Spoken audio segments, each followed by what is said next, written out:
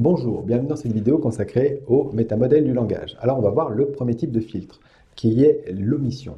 L'omission, je vous l'ai dit dans la vidéo d'introduction, c'est lié à la sélection. Nous sélectionnons un certain nombre d'informations, ce qui fait que nous en omettons d'autres. Et donc le questionnement sur les omissions va permettre à la personne qui se fait questionner de prendre conscience qu'en fait il y a des informations qui lui manquent et que peut-être qu'elle construit sa réalité sur des informations tronquées et qu'elle ne voit pas tout. Et vous allez voir, ou en tout cas vous l'avez peut-être déjà compris, que les omissions vont générer des généralisations. Et du coup, les généralisations, elles sont bien dues au fait qu'il me manque des informations, d'où l'importance d'aller questionner les omissions. Le premier type d'omission, c'est ce qu'il y a de plus simple à comprendre, c'est les omissions simples. Il manque un bout de l'information. Et par le questionnement, je vais aller rechercher les informations manquantes. Si je vous dis, en ce moment, j'ai de la chance. Eh bien, vous entendez que ça ne veut pas dire grand-chose, parce qu'on ne sait pas de quoi je parle. En ce moment, j'ai de la chance ne veut rien dire.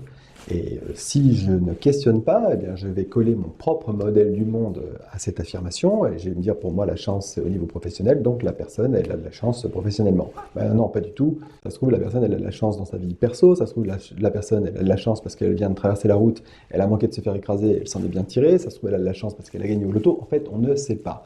Donc, il va falloir aller rechercher cette information qui va me manquer. Si la personne, elle vous dit, moi, ce qui m'importe, c'est de gagner beaucoup d'argent. Toujours pareil, si je ne questionne pas, je vais coller ma propre carte du monde. Pour moi, beaucoup d'argent, c'est peut-être 5 000 euros net par mois, mais ça se trouve, pour la personne, beaucoup d'argent, c'est 15, 20, 30 000 euros par mois. Ça se trouve, c'est 1 500 euros par mois. Donc, je vais devoir poser la question, quand tu dis beaucoup d'argent, c'est combien précisément? Une autre omission simple qu'on pourrait retrouver assez facilement, c'est quand une personne, elle vous dit quelque chose comme « Oui, j'ai parlé à mon voisin hier, et en fait, ça s'est passé comme d'habitude. Hein, ça s'est passé comme d'habitude. » Ok, mais comme d'habitude, ça se passe comment? Et donc, je vais devoir aller rechercher cette information. C'est quoi comme d'habitude? Est-ce que d'habitude, ça se passe bien, ça se passe pas bien? Est-ce que d'habitude, c'est cool, c'est pas cool? J'en sais rien. Donc, je vais aller questionner. Un autre type de mission simple, ça pourrait être aussi une personne qui ne termine pas ses phrases. Il y a des grands spécialistes de la non-termination de phrases. Je ne suis pas sûr que ça soit français ce que je viens de dire. Mais des gens qui vous disent, par exemple, hier, j'étais au supermarché, et quoi? Il en manque un bout, vous l'entendez, c'est facile à entendre dans ces cas-là. Donc l'intérêt du questionnement des omissions simples, c'est de voir finalement quel est le processus de sélection de la personne et de voir aussi qu'est-ce qu'elle a sélectionné dans son environnement qui lui permet de poser une affirmation, comme j'ai de la chance, ou comme je veux gagner beaucoup d'argent, ou je gagne beaucoup d'argent. Finalement, quels sont les éléments présents et quels sont les éléments manquants? Ça va permettre à nous de mieux comprendre et à la personne de mieux se comprendre. Le deuxième type d'omission qu'on va pouvoir rencontrer, c'est ce qu'on va appeler les omissions du comparatif. C'est une comparaison avec un des éléments du comparatif qui est manquant. Hein, si je vous dis, cette vidéo, elle est meilleure, vous entendez qu'il manque un bout, puisqu'elle est meilleure par rapport à quoi? Par rapport aux autres vidéos que j'ai tournées, par rapport aux autres vidéos sur la PNL, par rapport aux autres vidéos qui existent dans le monde, par rapport à quoi? Il manque un élément du comparatif.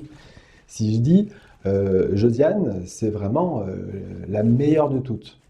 De toutes, quoi. Si je vous dis,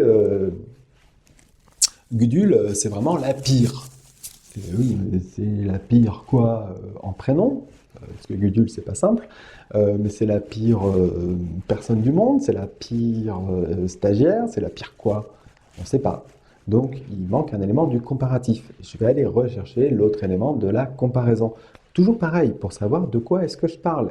Si je ne sais pas de quoi je parle, eh bien, à ce moment-là, je vais me mettre à coller ma propre carte du monde et du coup faire des interprétations et des distorsions par rapport à ce que la personne me raconte. Et c'est justement ce qu'on veut éviter en PNL ou en coaching. Quand on questionne, on doit savoir de quoi la personne nous parle. On doit aller dans le détail. Donc, les éléments du comparatif, vous l'avez compris, il manque un bout, je vais aller chercher le comparatif manquant. Ça va de pire en pire. Dernier exemple, pire en pire par rapport à quand, par rapport à qui, par rapport à quoi. J'ai besoin de le savoir. Un autre type d'omission, c'est ce qu'on va appeler la suppression de l'index de référence. Dans ces cas-là, le sujet ou l'objet de la phrase est non spécifique. Et du coup, on ne sait pas de quoi on parle. Et quand je dis on ne sait pas de quoi on parle, eh bien, je viens de faire une suppression de l'index de référence. Qui est on dans la phrase? Est-ce que c'est tout le monde? Est-ce que c'est moi? En fait, c'est non spécifique. Si je vous dis donc on ne sait pas de quoi on parle, ou on est tous d'accord pour dire que, le on est un index de référence non spécifique. Et je vais aller rechercher donc l'information. De qui me parles-tu quand tu dis on? Si je vous dis les informations en ce moment sont anxiogènes, oui, ok, mais quand tu dis les informations, c'est non spécifique. De quel type d'information est-ce que tu es en train de me parler? On va demander à la personne de venir spécifier quelles informations sont anxiogènes pour elle. Pour voir encore une fois, et c'est toujours la même chose dans les omissions, pour voir ce qu'elle sélectionne et ce qu'elle omet. Si je vous dis ils sont toujours en retard ou ils ne sont pas d'accord. Ils, si je n'ai pas précisé avant de qui est-ce que je parle, eh bien c'est une suppression de l'index de référence. Il est non spécifique. Qui est ce il? Est-ce que c'est telle et telle personne ou est-ce que c'est le monde entier? Ben, on ne sait pas. Donc il va falloir faire préciser.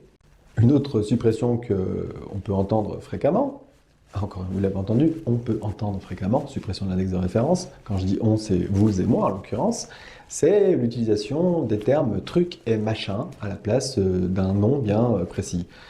Est-ce que tu pourrais me passer le truc s'il te plaît? Oui, mais du coup, est-ce que tu parles quand tu dis le truc? C'est la salière, c'est la clé de 12, c'est l'aspirateur.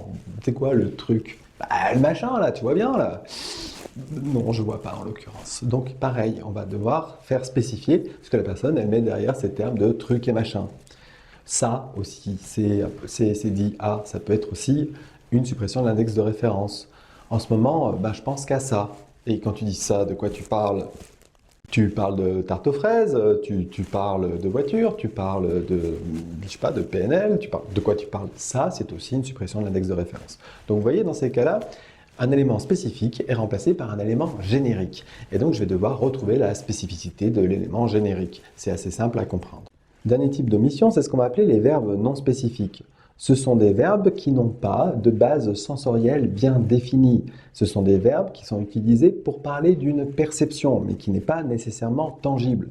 Si je vous dis pour aller à mon travail, je marche 3 km tous les matins, eh bien le verbe marcher est spécifique puisque ça peut se vérifier, ça peut se mesurer. C'est tangible. De la même manière, si je dis je parle à ma voisine, eh bien le verbe parler se rapporte à une action et donc c'est assez facile à voir.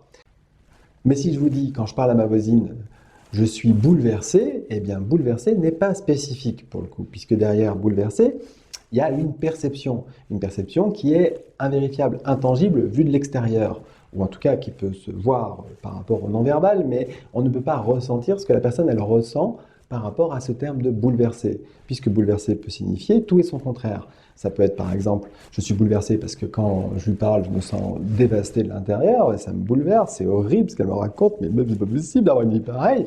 Au contraire, je suis bouleversé parce que c'est génial quoi, quand je lui parle, ça me remonte le moral, c'est incroyable, ça me bouleverse totalement ce qu'elle me dit. Et vous voyez que la définition est totalement différente dans un cas comme dans l'autre.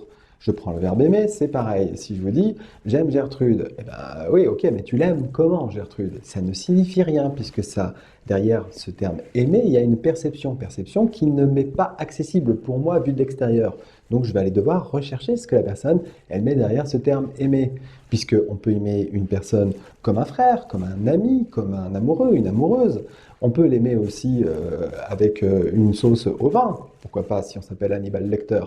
Mais dans tous les cas, le verbe est le même, et pourtant ça se rapporte à des réalités totalement différentes. Donc pour pouvoir savoir de quel type de perception la personne me parle, je vais devoir aller questionner le VACOG. Et finalement, quand tu dis aimer, qu'est-ce que tu ressens? Eh ben, quand je lui parle, je me sens bien un peu comme quand je parle avec un frère ou une sœur. Ouais, vous voyez, on a déjà plus de spécificité, d'accord? Et quand tu dis que c'est un peu comme quand tu parles à un frère et à une sœur, tu peux m'en dire un petit peu plus sur ce que tu ressens? Oui, c'est agréable dans le ventre, et puis j'ai l'impression que mes idées, elles s'éclaircissent. Et là, je vais aller chercher des éléments, donc plutôt kinesthésiques en l'occurrence. Mais ça pourrait être aussi des éléments visuels. Si la personne, elle vous dit Germain continue ses efforts.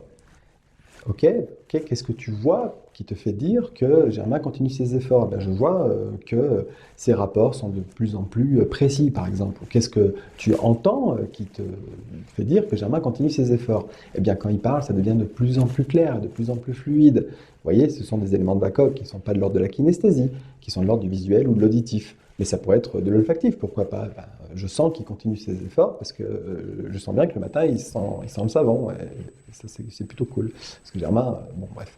Vous voyez, c'est aussi une autre façon de percevoir les choses. Mais, dans tous les cas, ça se rapporte toujours à ce VACOG. On va aller chercher donc le VACOG.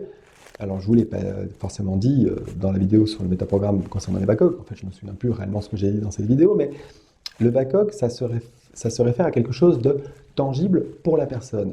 Mais comme c'est pour la personne, il va falloir que j'aille le chercher, il va falloir que j'aille questionner la personne pour savoir sur quels éléments tangibles de ces 5 sens elle se base pour utiliser le verbe continuer, aimer, bouleverser et que sais-je. Et donc ça va me permettre d'avoir des éléments, et surtout si on rentre dans la kinesthésie, ce qui est très intéressant de rentrer dans la kinesthésie, je vais avoir des éléments kinesthésiques dont je vais pouvoir me servir dans d'autres protocoles PNL. Bon, j'en parle pas plus, mais sachez que c'est très utile d'avoir les ressentis de la personne par rapport à une situation. Voilà pour le dernier type d'omission. On se retrouve dans une autre vidéo pour parler des généralisations.